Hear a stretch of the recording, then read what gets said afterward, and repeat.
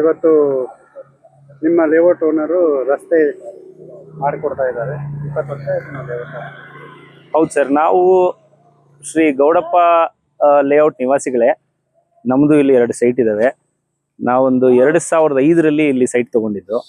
2005ರಲ್ಲಿ ನಾವು ಸೈಟ್ ತೊಗೊಂಡಾಗ ಶಿವಣ್ಣ ಅವ್ರು ನಮ್ಗೆ ಏನು ಪ್ರಾಮಿಸ್ ಮಾಡಿದ್ರು ಅದಕ್ಕಿಂತ ಹೆಚ್ಚಿನ ವ್ಯವಸ್ಥೆಗಳನ್ನ ಇಲ್ಲಿ ಮಾಡಿಕೊಟ್ಟಿದ್ರು.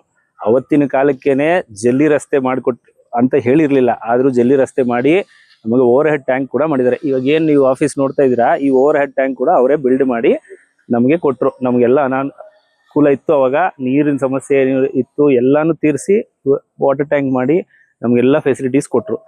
ನಂತರ ಇವಾಗ ಆಲ್ಮೋಸ್ಟ್ 21 ಇಯರ್ಸ್ ಆಗಿದೆ. ನಾವು ಸೈಟ್ ತೊಗೊಂಡು 2005ರಲ್ಲಿ ನಾವು ಸೈಟ್ ತೊಗೊಂಡಿದ್ದು.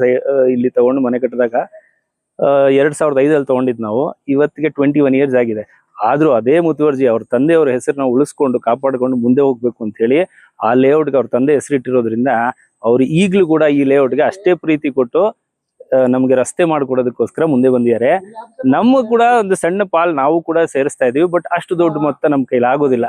ನಾವು ಗೌರ್ಮೆಂಟ್ ಫೆಸಿಲಿಟೀಸ್ನೆಲ್ಲ ಕೇಳಿದ್ವಿ, ಬಟ್ ಗೌರ್ಮೆಂಟ್ ಫೆಸಿಲಿಟೀಸ್ ಎಷ್ಟು ಬರುತ್ತೋ ನಮಗೆ ಗೊತ್ತಿಲ್ಲ. ಬಟ್ ನಮಗೆ ಇಲ್ಲಿ ಅನಾನುಕೂಲ ಇದೆ ಅಂತ ಅವ್ರು ಕಂಡಿಡಿದು ಅದನ್ನ ಇವತ್ತು ನಮ್ಮ ಒಂದು ರಿಕ್ವೆಸ್ಟ್ನ ಅವರು ಮುಂದಕ್ಕೆ ತಗೊಂಡು ಹೋಗಿ ಕಾಂಕ್ರೀಟ್ ರೋಡ್ ಮಾಡ್ಕೊಳ್ಳೋದಂದ್ರೆ ಅಷ್ಟು ಸುಲಭ ಅಲ್ಲ. ಸುಮಾರು 70 ಲಕ್ಷ ವೆಚ್ಚದಲ್ಲಿ ಮಾಡ್ತಾ ಇರುವಂತ ಒಂದು ಪ್ರಾಜೆಕ್ಟ್ ಇದು. 70 ಲಕ್ಷ ಅಂದ್ರೆ ಇವತ್ತು ಆಲ್ಮೋಸ್ಟ್ ಒಂದು ಎಲ್ಲೋ ಸ್ವಲ್ಪ ದೂರ ಬೆಂಗಳೂರು ಔಟ್ಸ್ಕರ್ಟ್ಸ್ ಹೋದ್ರೆ 1 ಎಕರೆ ಬಂದ್ಬಿಡುತ್ತೆ. ಅಷ್ಟು ಡೆವಲಪ್ಮೆಂಟ್ ಅವ್ರು ಇನ್ವೆಸ್ಟ್ ಮಾಡ್ಕೊಳ್ಳೋದು ಬಿಟ್ಟು ನಮ್ಮ ಲೇಔಟ್ ನಮ್ಮ ನಿವಾಸಿಗಳು ಚೆನ್ನಾಗಿರ್ಬೇಕು ಅಂತ ಹೇಳಿ ಇಲ್ಲಿ ಏನ್ ಮಾಡ್ತೀಯಾರೋ ಇದಕ್ಕೆ ನಾವು ತುಂಬ ಹೃದಯದಿಂದ ಅಪ್ರಿಷಿಯೇಟ್ ಮಾಡ್ತೀವಿ. ತುಂಬಾ ಥ್ಯಾಂಕ್ಸ್.